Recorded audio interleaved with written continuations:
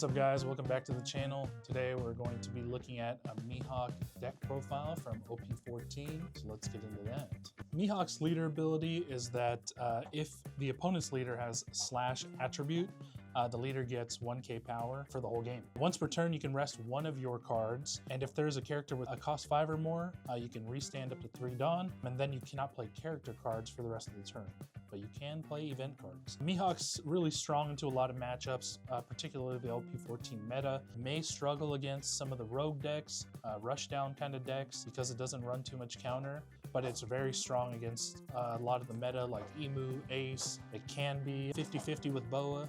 Kind of depends. It's overall a very strong leader with very high power ceiling. It's very good when it sees what it needs to see. For the most part, the general strategy for this deck is to kind of see your 5-drop, 7-drop shanks, and then go right into your top-end gameplay. You can run different builds of this deck. There's a lot that mix Supernova Searchers with the regular Searcher, but one card that's always in the list is going to be 4 Peronas. These Peronas are your main Searcher. It looks for the top 5 cards, any slash attribute card, or an event card. So that's basically most of your character cards in the deck, including your top end and mid range.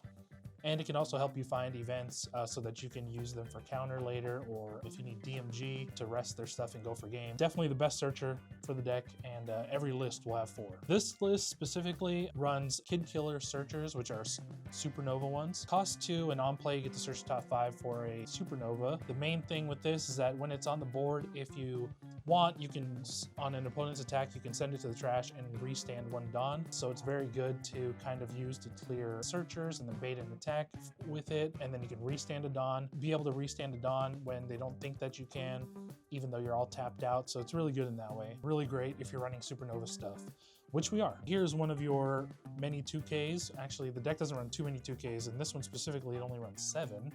4 of them are a poo. This one is just a 1-cost 2K. It's one from EB1. On play, you can rest a 2-cost or less. It doesn't come up too much, but it could. Mainly, it's a good 2K. It's searchable by your Supernova Searcher, but if you really need to, you can combo it with the 6-drop Law, which we'll look at next, or soon. It's just a good 2K. So that is that. Then we have 3 of the 2K Zoro blockers. Just another Supernova, but also slash, so it's double searchable by both searchers. Most of the time, it'll only be in your trash, but if you really need to, it could be a blocker. We run 3 5-cost Bonnie in this list. This Bonnie from OP7, on play, you can rest a tapped Dawn or a tapped character and keep it rested on your opponent's turn. So this is surprisingly good. You really want to look for this in the mirror match on your 6th Dawn turn. It's very important to get this down, in my opinion, because you can stun their Dawn, keep them at 6 Dawn when they're going to 7, and then you get to deny them their 7-cost shanks, and you get to play yours down first. So it's a really strong play if you're going second, which this deck prioritizes going first.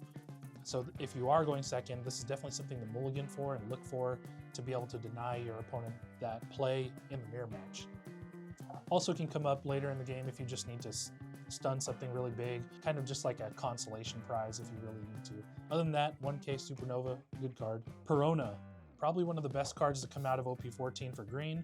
On play, you get to stun 2 5-drops or less, which prevents them from being rested. That basically means they can't block with it, they can't swing with it. It's just a very strong body to play on 5. Denies them that damage that you need to mitigate throughout the game to save your hand size, since Mihawk doesn't have too much counter in it. Also on KO, if you really need to, it has another effect, which is on KO, you can rest one of your cards, which would be either Dawn, the stage, whatever, another body on the board, and you can play another 5-cost from your hand. So if it does die, you can replace it with another body. So just very strong to play on 5, and then you can play out a Bonnie or a Tashigi. It's just really strong. The list runs 4 Tashigis. This is a very one character. It's hard to remove from the board because of its effect on the opponent's turn. If it were to be removed from the field by an effect, you can just rest one of your cards instead.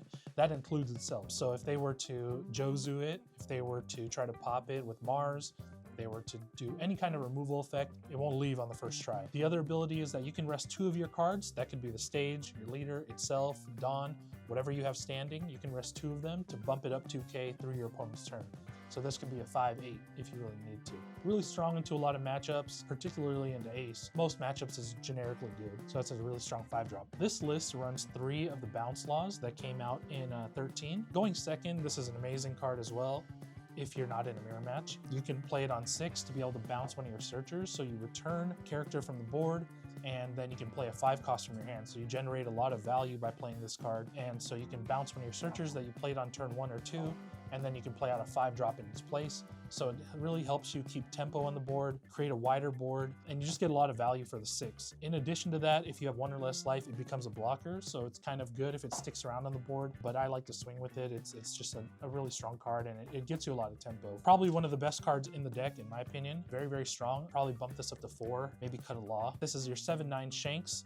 On your turn, if it were to be rested, you can rest one of your opponent's base cost or base power 7k or less. So you're cutting right through any blockers, you're resting a body so you can swing into it. It's just really, really strong. In addition to that, when Shanks is rested, on your opponent's turn, their entire board has minus 1k power, making it incredibly difficult to swing into, especially if you have 2 of them on the board. So you have 2 of these and they're both tapped on the board, everything's minus 2k. It makes it very hard for them to get through to either kill your board or even go for life or anything like that. This, very important to see on 7. This list runs 2 of the 9-drop Mihawks. I don't think that you really need to run more than that in my opinion. If you want to, you could, but it is very, very strong. It's a 9/10. On your turn, if it were to be rested, you can pick a 9-cost or less on your opponent's side of the board, and it cannot be rested through your opponent's next turn. So that means a blocker, that means, you know, any of their big boss monsters that's 9 or less, they can't be rested. Very good in the mirror match. Basically just completely stuns a unit. Very, very good. And it also has another effect that on your opponent's attack, you can once per turn discard a card from your hand to give something plus 2k power. So it basically turns some of the bricks that are in this deck, which this deck runs a lot of, into 2k counters. Helps mitigate a lot of damage in the late game and avoid some of those boss monster swings if you have this out. This list runs 1 of the 9-cost Shanks on play, pop a rested character. This 9-drop, it's mostly for the mirror match, but it can come in handy in other matchups. If they are swinging with their board, or if they got a Shanks rested or a Law and Beppo out there, you can pop it and you're establishing a body. So just a good tempo play, get rid of a big threat, whatever you need to do. It's just an 11k body that kills them. The deck runs 4 Law and Beppo. Now this is probably your best top end here. This guy right here, or these guys I should say, 10 drop, 11k on play, rest something on your opponent's side of the board, and if there are 2 rested, after you rest that, then it'll stay rested and you get plus 2k to your leader through your opponent's turn. Keeps you nice and healthy, establishes a big body. It's something you can rest for leader effect. You can swing with it the next turn. It's just, it keeps you stronger for longer. Into the events, we've got a lot of different counter events. You can tinker with the ratios however you like, but this list runs 2 of the billion fold, and this is basically your rad beam, 4k power. In the late game, you will have 8 rested cards, which gives you the extra 2k power, so this is really a 1 cost 4k power counter. The trigger is that it kills a rested 3 cost or less, which comes up in very niche scenarios, but for the most part, it's your rad beam of the deck. A lot of people run 4. I think it's valid to run 4. It's just up to you what ratios you want to run for counter events. But basically, the whole main thing with the deck is that you restand 3 Dawn, and in the end game, you're using counter events to stay alive. You don't want to see too many of these, but you definitely want some in your deck. We also have 2 of the 1 cost. I know you're strong, so I'll go all out from the very start. Luffy card. It's a supernova searchable event card. You can use it as a main effect, basically 2 or 3 total Dawn, and you can keep 2 7 costs rested, which is very, very strong in the mid game because you restand 3 Dawn from your leader, and then you can use that same 3 Dawn to stun 2 units, which helps you avoid a lot of damage.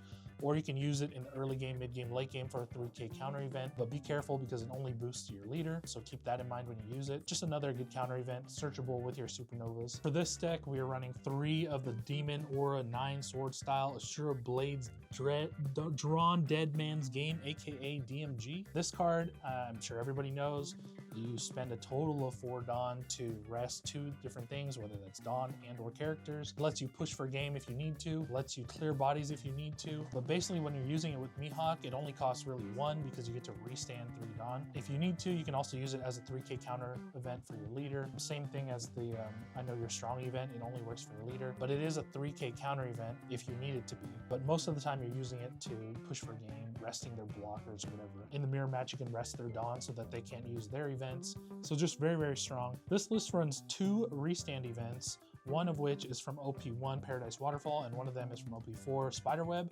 They both do kind of the same thing in that the Paradise Waterfall is a 1 for 2k counter, so that's that one, and it restands a character.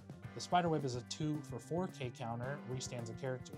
In the mirror match is a very, very valuable tool, because what they'll do often in a mirror match is play the Law Beppo, boost the leader by 2k, and then they swing after, because now they've got an extra 2k on their leader. They swing 7. Now you can use one of these events to either protect yourself and restand the unit that they froze, so that's no longer frozen by Law and Beppo, and now you're clapping back with the body that they thought they had stunned. So this is really, really strong in the mirror match, and just randomly good for just random matchups. You know, the 2 cost for 4k is just a clutch 4k event. Another random 2k with the Paradise Waterfall. You can save a unit from being attacked in the mid game. And then we're running 4 of the Coffin Boat stages, which, you know, you see this turn 1, you see this turn 2, it's very strong. In the mid game, if you need to, you can play it again after using leader effect, because it is not a character card. But every turn, at the end of the turn, you get to restand 1 Dawn, and on play you get to draw a card. So if you get it in the mid game and you have extra Dawn to spare, you can just play it and draw a card. So it's not too much of a brick. It's just very good. It helps you maintain the available Dawn so that you can counter out in the end game. So that is really the entire deck list. You can tinker with some of the ratios. You might want to change up how many Shanks are in the deck, how many Laws are in the deck. You may even take out the Supernova package.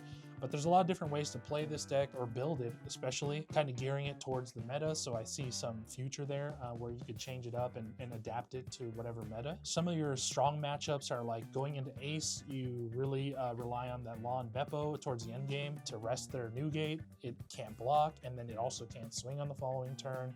You got DMGs to handle their blockers, their Dawn if they have any standing, and then push hard for game. You've got 9-cost Mihawk, which helps in most matchups and being able to mitigate a lot of damage, as well as the Shanks. These 2 are particularly good against Emu, in which, you know, they typically have a full board of 5 units, 2 blockers, so you could swing with the Shanks, rest their War Curry so they can draw, and then if they don't block that, or if they don't counter that and just take it, you can use the Mihawk, and then you can stun one of their attackers for the next turn, or stun the blocker if they still have it, and be able to push directly into life, costing them a lot of cards from hand.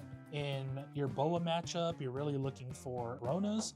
These will help you stay alive, mitigate a lot of damage, stun their units, and just be able to push for their life, as well as mitigating damage. So it's very strong. In Boa, you want to prioritize maybe the Peronas and some of the Shanks. This really nullifies some of the board presence that they have, being able to reduce their counters. They have to attach Dawn just to swing.